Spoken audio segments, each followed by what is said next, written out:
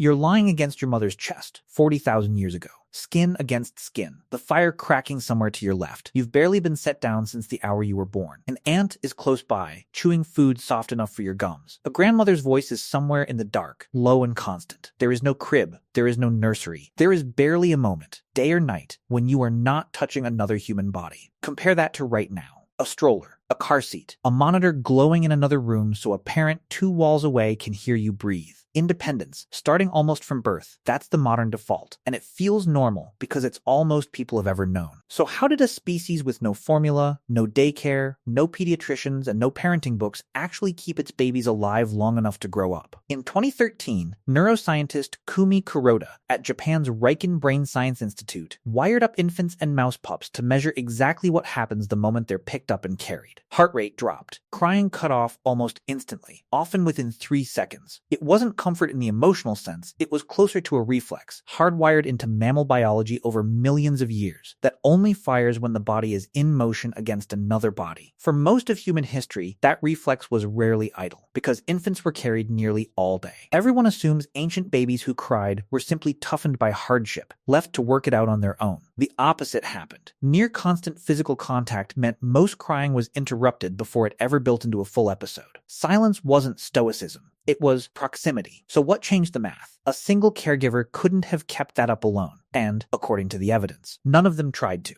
In 2000, anthropologist Paula Ivy studied the FA foragers of the Ituri forest in the Democratic Republic of Congo and tracked something startling. Infants were passed among as many as 14 different caregivers within their first few months of life. Someone other than the mother held the baby roughly 60% of daylight hours. Fathers, older siblings, grandmothers, women with no blood relation at all. This built directly on work by primatologist Sarah Blaffer-Hrdy, who in 2009 argued that humans are, biologically, cooperative breeders, a trait almost unheard of among great apes, where mothers typically do everything alone. Everyone assumes it takes a village is a nice sentiment stitched onto a greeting card. Hrdy's math says otherwise. A Pleistocene mother hunting, gathering, and processing food for herself with zero help could not have generated enough calories to also keep an infant alive. But the village wasn't sentimental. It was arithmetic. Feeding tells a similar story, and the numbers get specific fast. In the 1970s, anthropologist Melvin Connor lived among the Kungsan of Botswana's Kalahari and, alongside researcher Carol Worthman, clocked nursing frequency with almost obsessive precision.